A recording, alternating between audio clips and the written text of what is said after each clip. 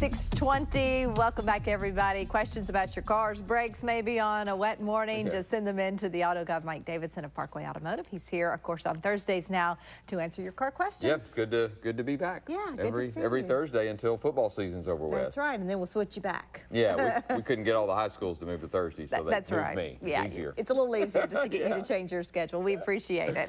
All right, let's get to the phone lines, and Sharon made it first on the phone line from Camden. Hey, Sharon. Good morning. Hey, Good morning. Go ahead. I have a 94 Taurus, and I've been noticing a lot of antifreeze on my carport. And my nephew came in, changed the thermostat on it last night. Okay, that evidently didn't work because when we went around the corner, came back, there was still steam coming out from my car. Yeah. Well, first, what he should do is there's a simple test called a pressure test that we want to do to find out where the leak is. Now, interestingly enough, when we're dealing with rubber hoses, which are all a part of a cooling system, you know, your radiator hoses and heater hoses and stuff, they can actually leak only when the car is cold. In other words, after it sits overnight, it gets that leak. Oh, okay. Now, that antifreeze could be sitting in a location on the engine that once you start it and you go and drive it, there's that steam. Well, one thing about it, though, fluids are cheaper than the parts they protect, so and you want to keep that fluid in, and so it's certainly an area that you want to get corrected right away that you need to find and locate. So you're just going to have to be persistent in finding exactly where that leak is. It could be something as simple as a loose hose clamp, you know, or it could be something more major such as a radiator or a water pump, things like that. So the pressure test is where we want to go to find the leak, and then make the necessary repair. And be sure and get, when you mix that antifreeze, you want to use distilled water when you go back with it. If you buy a gallon of antifreeze, you want distilled water. That's what the manufacturer calls for. Not just faucet water. Not just faucet water. Okay, distilled water. Thank you, Sharon. And a pressure test then. Tell your nephew that's that. what we want to do. Okay, Laura is in Camden. Hi, Laura. Hi. Hi. Go ahead. Hey, good morning. I guess everyone in Camden's having trouble today. Sounds like it. I have a 1999 Ford Mustang automatic four-cylinder, and upon acceleration, it has a rattling sound, and it will do that until about the speed of 40, and then it stops. Okay.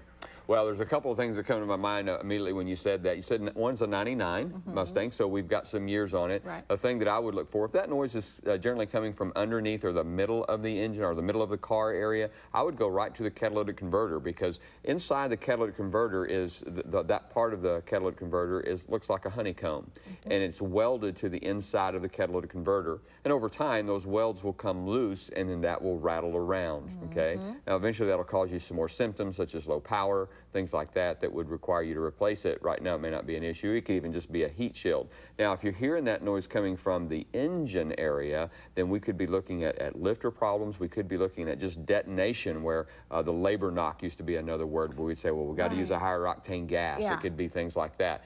Now, some of the newer cars have knock sensors on them that adjust the timing when it hears that knock, and it'll adjust the timing to change the detonation so that it doesn't do that. Okay? But some of the older cars, they didn't have that, and so therefore they would make that noise. How about that? I hope, you know, we're still going to need you as the cars continue to almost fix themselves. They will. I mean, as long as people are driving vehicles, they're going to need great repair facilities, and there's a great opportunities really in our industry when you think about it, when stuff like that going on. Always training, always learning, always good new stuff. Always going to need someplace like Parkway Automotive, and you have actually extended kind of the grand reopening a little bit. The registration, we said we were going to end September 30th or when the road opens, whichever comes first. Well, we've extended as to when you can register. So you got to come by Parkway to register. Now, we've totally remodeled inside of Parkway, and we've completed that part of it. And so we're just waiting on the road to get done to do the outside of Parkway. But still come by and register, because we're going to have a grand reopening, going to have some great prizes. I'm going to have the opportunity to go to Detroit in a couple of weeks. I've got some training to do up there, and I am going to make a point to go see the Henry Ford Museum. Oh, you've never been there? Never been there. Oh, I'm going to go. That's fantastic. You need a whole day there probably. Well, I won't get a whole day, but I'm going to take what I can get. Okay. Well, it's good to have you, of course. Remember Parkway Automotive. Go to KTV.com, and we will link you to Mike's website as well. We appreciate it, and we're still going to need you for sure. Got to keep those cars running. All right, stay with us.